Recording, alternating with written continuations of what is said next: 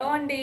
So రేపు వినాయక చతుర్థి కదా, వినాయక పెట్టడం కోసం అనమాట. దానికి అయితే పూజ సామాన్లు అన్నిట్లా క్లీన్ చేసుకొని సిద్ధంగా పెట్టుకుంటున్నాము. అయితే ఒక చిన్న టిప్ అనమాట. ఏంటి అంటే, నేను పూజ సామాన్లు క్లీన్ చేస్తున్నప్పుడు ఏం చేస్తానంటే, ఇలా పితాంబరి ఉంటుంది కదా, సో ఈ క్వాంటిటీ అయితే ఇంత ఐటమ్స్కి అన్నిటికీ కూడా సరిపోతుంది.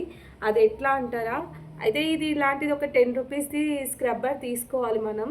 కానీ ఏ మాత్రం ఇందులో తడి తగలకుండా మనం తోముకోవాలి. అంటే తడి తగలకుండా తోముకోవడం ఎలా అంటారా, ఏమీ లేదు. కానీ పితాంబర్లో మాత్రం వాటర్ పడొద్దు, దీనిపైన వాటర్ పడ్డా పర్వాలేదు. అండ్ కొన్ని నవటికైతే ఇలాంటి కొంచెం బాగా డస్ట్ పడి ఉంటాయి కదా, ఇలా బ్రష్ యూస్ చేసుకొని మనం క్లీన్ చేసుకోవాలి. చాలా ఇంత కొంచెం క్వాంటిటీలోనే మనం ఇంత పూజ సామాన్ అయితే క్లీన్ చేసుకోవచ్చు.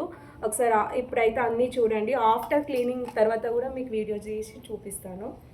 అండ్ కొంచెం ఇంకా ఇవి బాగా నల్లబడిపోయినాయి కదా, సో దానికోసం అయితే నేను కొంచెం చింతపండు కూడా నానబెట్టుకున్నాను. దీని హెల్ప్ కూడా బాగుంటుంది పూజ సామాన్కి. సో చూడండి, ఆఫ్టర్ క్లీనింగ్ అయితే ఎంత తలతల మెరిచిపోతున్నాయి పూజా సామాగ్రి అయితే. నేను ఇచ్చిన టిప్ వల్ల చాలా బాగుంటాయి. అండ్ ఎక్కువ కూడా మనకు పితాంబరి కూడా అవసరం ఉండదు, జస్ట్ కొంచెం క్వాంటిటీతోనే ఇంత బాగా మెరిచిపోతాయి అన్నమాట పూజా సామాన్లు. అండ్ చాలామంది ఉప్పు అవి ఇవన్నీ వాడుతూ ఉంటారు కదా, అస్సలు వాడొద్దు. అది ఇన్స్టెంట్ లాగా అప్పటిదప్పటికే తెల్లగా అయినట్టు, తర్వాత మాత్రం మచ్చలు వచ్చినట్టు అనిపిస్తుంది.